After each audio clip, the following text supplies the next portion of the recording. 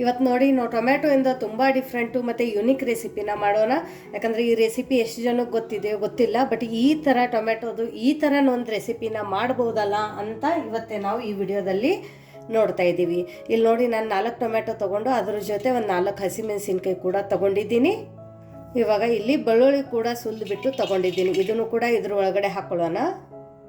ಟೊಮೆಟೊನ ಇಲ್ಲಿ ನಾನು ತೊಳೆದ್ಬಿಟ್ಟು ತೊಗೊಂಡಿದ್ದೀನಿ. ಇವಾಗ ಏನು ಮಾಡೋಣ ಅಂದರೆ ಟೊಮೆಟೊದಲ್ಲಿ 2 ಭಾಗ ಈ ಥರ ಮಾಡ್ಕೊಳ್ಳೋಣ. ಆಮೇಲೆ ಇದು ತೊಟ್ಟಿರುತ್ತಲ್ಲ ಇದನ್ನು ಕೂಡ ತಕ್ಕೋಬೇಕು. ನೋಡಿ ಈ ಥರ ತಕ್ಕೊಳ್ಳೋಣ. ಈ ಥರ ಎಲ್ಲ ಟೊಮೆಟೊವನ್ನು 1ರಲ್ಲಿ 2 ಭಾಗ ಈ ಥರ ಮಾಡ್ಕೊಳ್ಳೋಣ. ಆಮೇಲೆ ಇಲ್ಲಿ ನಾನು ಕಬ್ಬಣದ ತವೆನೇ ಯೂಸ್ ಮಾಡ್ತಾ ಇದ್ದೀನಿ. ಆದಷ್ಟು ನೀವು ಕಬ್ಬಣದ ತವೆ ಇದ್ದರೆ ಯೂಸ್ ಮಾಡಿ, ಯಾಕಂದರೆ ಇದಕ್ಕೆ ಸ್ಮೋಕಿ ಫ್ಲೇವರ್ ತುಂಬ ಚೆನ್ನಾಗಿ ಬರುತ್ತೆ. ಆಮೇಲೆ ಮೆಣಸಿನ್ಕಾಯಿ ಕೂಡ 1ರಲ್ಲಿ 2 ಭಾಗ ಈ ಥರ ಕಟ್ ಮಾಡ್ಕೊಳ್ಳೋಣ. ನೋಡಿ ತೊಟ್ಟಗದೇನು ಬೇಕಾಗಿಲ್ಲ. ಇಲ್ಲಿ ನಾನು ಒಂದು 4 ಮೆಣಸಿನ್ಕಾಯಿನ ತೊಗೊಂಡಿದ್ದೀನಿ. ಇನ್ನೂ ನಾನು ಇದ್ರೊಳಗಡೆ ಎಣ್ಣೆ ಹಾಕ್ಕೊಂಡಿಲ್ಲ, ಯಾಕಂದರೆ ಇದು ಟೊಮೆಟೊ ಒಳಗಡೆ ನೀರಿರುತ್ತೆ, ಅದೊಂದು ಸ್ವಲ್ಪ ಡ್ರೈ ಆಗಲಿ ಅಂತ ಹೇಳ್ಬಿಟ್ಟು ನೋಡಿ ಈ ಥರ ಮಾಡ್ಕೊಳ್ಳೋಣ. ಟೊಮೆಟೊ ಒಂದು ಸ್ವಲ್ಪ ಇವಾಗ ಕೆಳಗಡೆ ಅಂಟ್ತಾ ಇದೆ ಅಂದಾಗ ನಾವು ಇದ್ರೊಳಗಡೆ 1 ಸ್ಪೂನಷ್ಟು ಎಣ್ಣೆನ ಹಾಕೊಳ್ಳೋಣ ಈ ಥರ. ಆಮೇಲೆ ಇದನ್ನು ಚೆನ್ನಾಗಿ ಹುರ್ಕೊಂಡು ಬರಬೇಕು. ಈ ಬೆಳ್ಳುಳ್ಳಿ ಮೆಣಸಿನ್ಕಾಯಿನೂ ಇದೆಯಲ್ಲ ಇದನ್ನು ಕೂಡ ಈ ಥರ ಮಧ್ಯದಲ್ಲಿ ಹಾಕಿಬಿಡೋಣ. ನೋಡಿ ಇವಾಗ ಮೇಲ್ಗಡೆ ಒಂದು ಲಿಡ್ಡನ್ನು ಮುಚ್ಚಿ ಮೀಡಿಯಮ್ ಫ್ಲೇಮಲ್ಲಿ ಇದೇ ಥರ ನಾವು ಒಂದು ಅರ್ಧ ನಿಮಿಷ ಬಿಡೋಣ. ಮಧ್ಯದಲ್ಲಿ ಕೈ ಆಡಿಸ್ಬೇಕು. ಇವಾಗ ಇದು ನಮ್ಮದು ಟೊಮೆಟೊ ಹುರಿಯೋ ತನಕ ನೆಕ್ಸ್ಟ್ ಏನು ಮಾಡೋದು ಅಂತ ನೋಡೋಣ. ಇಲ್ಲಿ ನೋಡಿ ಒಂದು ಕುಟಾಣಿನ ತಗೊಂಡು ಇದ್ರ ಒಳಗಡೆ ಒಂದು ಅರ್ಧ ಸ್ಪೂನಷ್ಟು ಧನಿಯಾ ಹಾಕ್ಕೊಳ್ಳೋಣ, ಒಂದು ಅರ್ಧ ಸ್ಪೂನಷ್ಟು ಜೀರಿಗೆ ಹಾಕ್ಕೊಳ್ಳೋಣ, ಮತ್ತು ಒಂದು ಅರ್ಧ ಸ್ಪೂನಷ್ಟು ಇಲ್ಲಿ ನಾವು ಮೆಣಸನ್ನು ಹಾಕ್ಕೊಳ್ಳೋಣ. ಇದೆಲ್ಲ ಹುರಿಬೇಕಂತೇನಿಲ್ಲ, ಇದೇ ಥರ ನಾವು ಒಂದು ಸ್ವಲ್ಪ ತರಿ ಹಂಗೆ ಪುಡಿ ಮಾಡ್ಕೊಂಡು ಬರೋಣ. ನೀವು ಬೇಕಂದರೆ ಮಿಕ್ಸಿಗೂ ಕೂಡ ಹಾಕ್ಬೋದು, ಬಟ್ ಈ ಥರ ಕುಟಾಣಿಯಲ್ಲಿ ಕುಟ್ಟು ಮಾಡಿದರೆ ರುಚಿ ಜಾಸ್ತಿ. ನೋಡಿ ಈ ಥರ ತರಿಯಾಗಿ ಇದನ್ನು ಕುಟ್ಕೊಂಡು ಬಂದಿರೋದು. ಇಲ್ಲಿ ನೋಡಿ ತುಂಬ ಚೆನ್ನಾಗಿ ಘಮ ಬರ್ತಾ ಇದೆ. ಇವಾಗ ನಾವು ಇದನ್ನು ಒಂದು ಬಟ್ಲಿಗೆ ತಕ್ಕೊಳ್ಳೋಣ. ನೋಡಿ ನೀವು ಒಂದೇ ಸರ್ತಿಗೆ ಈ ಥರ ಕುಟ್ಟಿಬಿಟ್ಟು ಕೂಡ ಇಟ್ಕೋಬೋದು. 15-20 ದಿವಸನೂ ಕೆಡಲ್ಲ, ಬಟ್ ಇಷ್ಟು ಒಳ್ಳೆ ಘಮ ಬರೋಂಗಿಲ್ಲ. ನೀವು ಒಂದೇ ಸರ್ತಿ ಮಾಡಿ ಫ್ರಿಜ್ಜಿಗೆ ಹಾಕ್ತೀವಿ ಅಂದರೆ ಇಷ್ಟು ಫ್ರೆಶ್ ಆಗಿ ನಿಮಗೆ ಘಮ ಬರೋಂಗಿಲ್ಲ. ಸೊ ಆದಷ್ಟು ಈ ಥರ ಪಟ್ಟಂತ ಫ್ರೆಶ್ ಆಗಿ ಕುಟ್ಟಿಬಿಟ್ಟು ನೀವು ಮಾಡ್ಬೋದು. ಇವಾಗ ನಾವು ಇದನ್ನು ಪಕ್ಕಕ್ಕಿಡೋಣ. ಇಲ್ಲಿ ನೋಡಿ ನಮ್ಮ ಮಸಾಲೆ ಕುಟ್ಟೋ ತನಕ ಟೊಮೆಟೊನು ತುಂಬ ಚೆನ್ನಾಗಿ ರೋಸ್ಟ್ ಆಗಿದೆ. ಇವಾಗ ಏನು ಮಾಡೋಣ ಅಂದರೆ ಫ್ಲೇಮನ್ನು ಆಫ್ ಮಾಡ್ಕೊಳ್ಳೋಣ. ಫ್ಲೇಮನ್ನು ಆಫ್ ಮಾಡಿಕೊಂಡು ಟೊಮೆಟೊ ಮೇಲ್ಗಡೆದು ಸಿಪ್ಪೆನ ತಕ್ಕೋಬೇಕು. ನೋಡಿ ಈ ಥರ ಟೊಮೆಟೊ ಮೇಲಿಂದು ಸಿಪ್ಪೆನ ತಕ್ಕೊಂಡು ಬಂದಿದ್ದೀವಿ. ಇವಾಗ ಇದ್ರ ಒಳಗಡೆದು ಬರೀ ಹಸಿ ಮೆಣಸಿನ್ಕಾಯಿನ ನಾವು ತಕ್ಕೋಬೇಕು. ನೋಡಿ ಈ ಥರ ಎಲ್ಲ ಹಸಿ ಮೆಣಸಿನ್ಕಾಯಿನ ನಾನು ತಕ್ಕೊಂಡಿದ್ದೀನಿ. ಇವಾಗ ಈ ಟೊಮೆಟೊ ಚೆನ್ನಾಗಿ ಸ್ಟೀಮ್ ಆಗಿದೆಯಲ್ಲ ಇದನ್ನು ಒಂದು ಮಧ್ಯದಲ್ಲಿ ಒಂದೊಂದು ಕಟ್ ಹಾಕ್ಬಿಡೋಣ. ಈ ಥರ ನೋಡಿ ತುಂಬ ಚೆನ್ನಾಗಿ ಬೈದಿದೆ ಟೊಮೆಟೊ, ನೀವು ನೋಡ್ಬೋದು.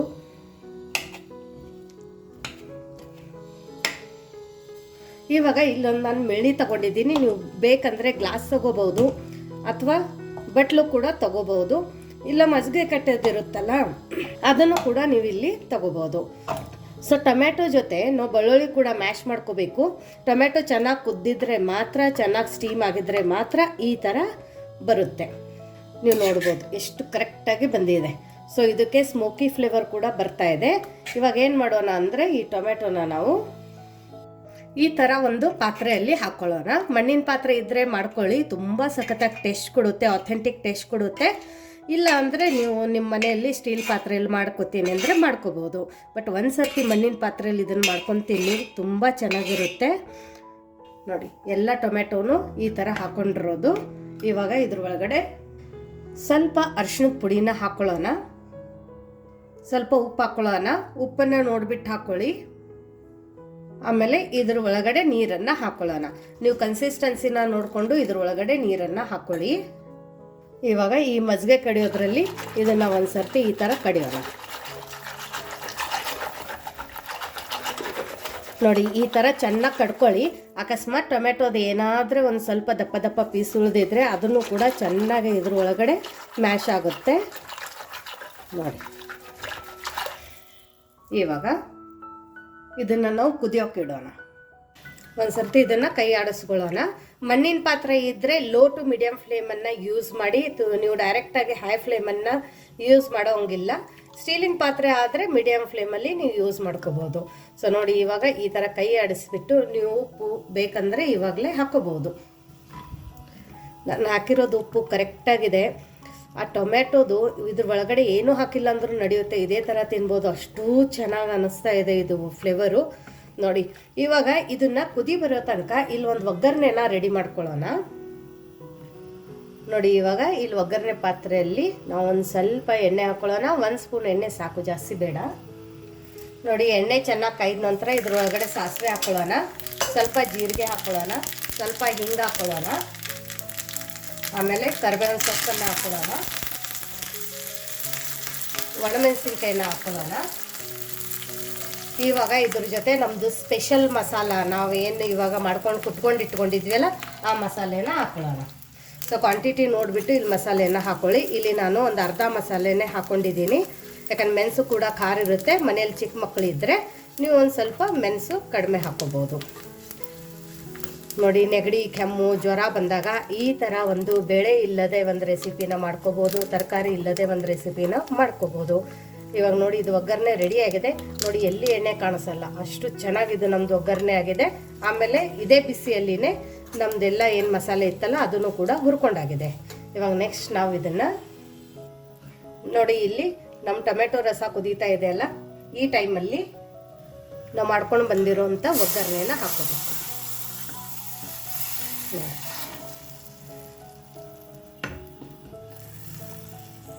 ಈ ಬಿಸಿ ಬಿಸಿ ಒಗ್ಗರಣೆ ಏನು ಘಮ ಬರ್ತಾ ಇದೆ ಅಂದರೆ ಸಖತ್ತಾಗಿದೆ. ಡೈಲಿ ಮಾಡ್ಕೊಂಡು ತಿಂದಿದ್ರೂ ಸಮಸ್ಯೆ ಇಲ್ಲ, ಅಷ್ಟು ಚೆನ್ನಾಗಿದೆ. ಇವಾಗ ಇದ್ರೊಳಗಡೆ ನಾವು ಹುರ್ಕೊಂಡೇನು ತಕ್ಕೊಂಡು ಇಟ್ಕೊಂಡಿದ್ವಲ್ಲ ಮೆಣಸಿನ್ಕಾಯಿ ಅದನ್ನು ಹಾಕೊಳ್ಳೋಣ. ಸೊ ಗ್ಯಾಸ್ಟ್ರಿಕ್ ಪ್ರಾಬ್ಲಮ್ ಇದ್ದವ್ರನ್ನೂ ಕೂಡ ಮೆಣಸಿನ್ಕಾಯಿನ ಈ ಥರ ಹುರ್ಕೊಂಡ್ಬಿಟ್ಟು ತಿಂದರೆ ಅವರಿಗೆ ಗ್ಯಾಸ್ಟ್ರಿಕ್ ಒಂದು ಸ್ವಲ್ಪ ಕಡಿಮೆ ಆಗುತ್ತೆ, ಗ್ಯಾಸ್ಟ್ರಿಕ್ ಆಗೋದಿಲ್ಲ ಅಂತ ಹೇಳ್ತಾರೆ. ಸೊ ಈ ಥರ ಒಂದು ಮೆಥಡನ್ನು ನೀವು ಟ್ರೈ ಮಾಡ್ಬೋದು. ಇದನ್ನು ನಾವು ಚೆನ್ನಾಗೆ ಇನ್ನೂ 1 ನಿಮಿಷ ಕುದಿಸ್ಕೊಂಡು ಬರೋಣ. ನೋಡಿ ಇದು ಚೆನ್ನಾಗಿ ಕುದಿ ಬಂದಿದೆ, ತುಂಬ ಚೆನ್ನಾಗಿ ಕುದ್ದಿದೆ. ಕನ್ಸಿಸ್ಟೆನ್ಸಿನೂ ಕೂಡ ನೋಡ್ಬೋದು, ತುಂಬ ಫಸ್ಟ್ ಕ್ಲಾಸ್ ಆಗಿ ಬಂದಿದೆ. ಕಲರು ಕೂಡ ಮೈಂಡ್ ಬ್ಲೋಯಿಂಗ್ ಬಂದಿದೆ ಅಂತಲೂ ಅನ್ಬೋದು. ಇಲ್ಲಿ ನೋಡಿ ಒಂದು ಸ್ವಲ್ಪ ಕೊತ್ತಂಬರಿ ಸೊಪ್ಪನ್ನು ಹಾಕ್ಕೊಳ್ಳೋಣ, ಆಮೇಲೆ ನೀಟಾಗಿ ಮಿಕ್ಸ್ ಮಾಡ್ಕೊಳ್ಳೋಣ. ವಾವ್, ಜಸ್ಟ್ ವಾವ್, ಅಷ್ಟು ಚೆನ್ನಾಗಿ ಘಮ ಬರ್ತಾ ಇದೆ. ಅಬ್ಬಬ್ಬಬ್ಬ. ಇವಾಗ ಈ ಥರ ರಸನ ತಗೊಂಡ್ಬಿಟ್ಟು ಈ ಥರ ಬಿಸಿ ಬಿಸಿ ಅನ್ನದ ಮೇಲೆ ಹಾಕೊಂಡು ತಿಂದರೆ ಅಬ್ಬಬ್ಬಬ್ಬ ಸಖತ್ತಾಗಿರುತ್ತೆ. ಕಲರ್ ನೋಡಿನೇ ಗೊತ್ತಾಗಿರ್ಬೋದು ನಿಮಗೆ ಎಷ್ಟು ಚೆನ್ನಾಗಾಗಿದೆ ಅಂತ. ಆಮೇಲೆ ಇದ್ರ ಜೊತೆ ಸುಟ್ಟಿರೋದು ಹಪ್ಪಳ. ಸೂಪರ್ಗಿಂತನೂ ಸೂಪರ್ ಅಂತ ಅನ್ಬೋದು.